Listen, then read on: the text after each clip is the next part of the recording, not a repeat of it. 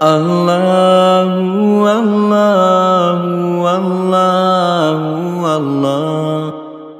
Bismillah wa salatu wa salamu ala rasulillah wa ala alihi wa ashabihi wa man tabi'ahum bi ihsanihim ila yawmiddin. Assalamu alaikum wa rahmatullah. Bonjour à tout le monde et aux chrétiens qui vont suivre cette vidéo. Pour nous ñëw di wax ci wàllu Noël.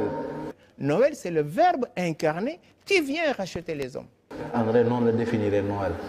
Léegi avant ñuy commencer ci wàllu Noël dañuy lire ñoom li nga xam ni ñoom ci seen i ay borom xam-xam ñoom ñoo ko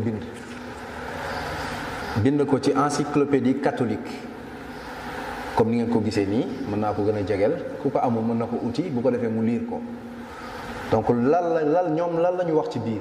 Donc comme vous le voyez je l'approche pour que vous voyez que c'est pas quelque chose qu'on a créé, c'est écrit Noël, hein? L'encyclopédie catholique. Les savants chrétiens disent autre chose que Père André. Noël. Personne ne sait exactement quand Jésus de Nazareth est né. Je lis. L'année de sa naissance, théoriquement, l'an premier de notre ère, puisque notre calendrier est fixé à partir de cet événement.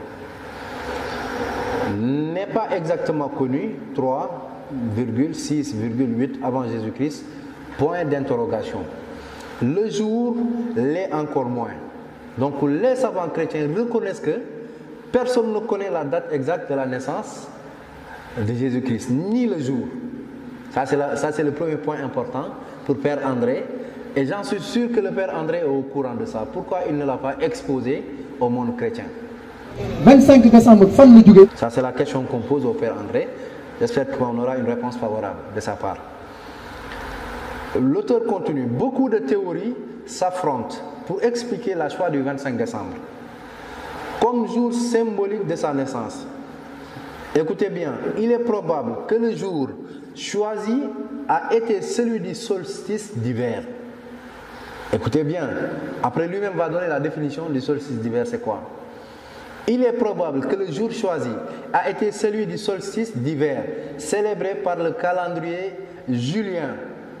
Le calendrier julien le 25 décembre. Que des païens, madame. ay ceddo ñoo ko doon féete ci égyptiens yi ak grec yi lan lañ doon jaamu benn yàlla bu ñuy wax yàllay jant le dieu soleil Mitra lii lañ doon jaamu. romain ak grec yi nga xam ne ñoom ñoo dugg ci christianisme ñoo àndaale fête boobu daal di koy dëgëral ci biir christianisme waaye Jésus xamul woon loolu. benn chrétien mënu laa jox benn verset de la Bible bu benn apôtre fête 25 décembre que des païens appelaient jour de la naissance du soleil invaincu, du Dieu soleil. Ceddo yi lan lañ doon fêté 25 décembre balaa Jésus di juddu te fa la feetu Noël jóge te ñoom ñoo ko waxal seen bopp de ñoom chrétiens yi ñu ne ay ceddo ñoo doon fêté la naissance du Dieu soleil invaincu ñoom ñoo ko bind ci seen téere te lii Père André jàpp na ni sañu ko wax chrétiens yi ndax bu ko waxee chrétiens yi dëggu dinañ bàyyi feetal Noël ndax feetu Noël nekkul feet bu jóge ci yàlla waaye ci ay ceddo la jóge. lu baax ci yàlla lay jóge du jóge ci ay ceddo lu sell ci yàlla lay jóge du jóge ci ay ceddo. te ceddo comme ni ngeen ko xamee mooy ñi nga xam ne ñoom xamuñu yàlla te jëfewuñu li yàlla santaane ñoom dañ leen di jàppee ñoo xam ne ñu sellul lañ ndax ki xam yàlla di jëfee santaane yàlla rek moo sell.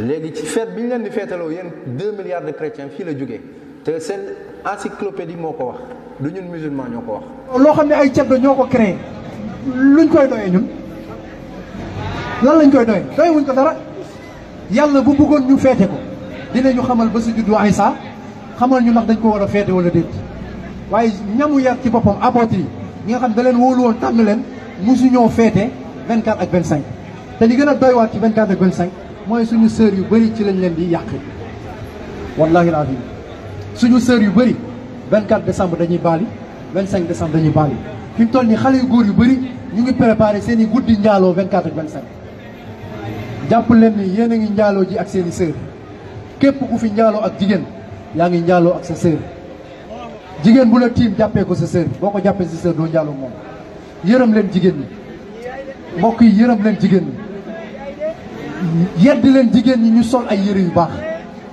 jigéen ñi bu ñu génnoon ñëw jox leen seen yaram sax xoolee ko sa bëtu sœur parce que wallahi yow bëggoo kan moo bëgg fi ñu tëdd ak sœuram yow bëgg ñu tëdd ak sa sœur góor gi bëgg nga ñu jot ak sa doom lan moo tax ñuy wëlbati ko di ko def doomu jàmbur yi lan moo tax ñu koy def. ma continuer lire mu ne au IIIe siècle l'empereur Aurélien fixa à ce jour une fête du soleil honoré comme Dieu. Une fête du soleil honoré comme Dieu. Ça, c'est du paganisme clair. C'est du paganisme clair que le Père André ne nous a pas exposé. Et on continue. Il n'est pas étonnant que les chrétiens, et tout ça c'est écrit dans l'encyclopédie, il n'est pas étonnant que les chrétiens aient ainsi baptisé une fête païenne dans les années 300. Ça c'est catastrophique, c'est extrêmement grave. L'encyclopédie catholique reconnaît que c'est une fête païenne qu'on a baptisée comme une fête chrétienne. Dans les années 300. À cette époque, de nombreux temples sont transformés en églises. Et la plupart des chrétiens pensaient qu'il était meilleur, de proposer la foi chrétienne avec une certaine continuité par rapport au culte précédent, au culte des païens. La hawla wa la quwwata illa billah. Wallahi suñu l'islam dafa des. وقل جاء الحق وزهق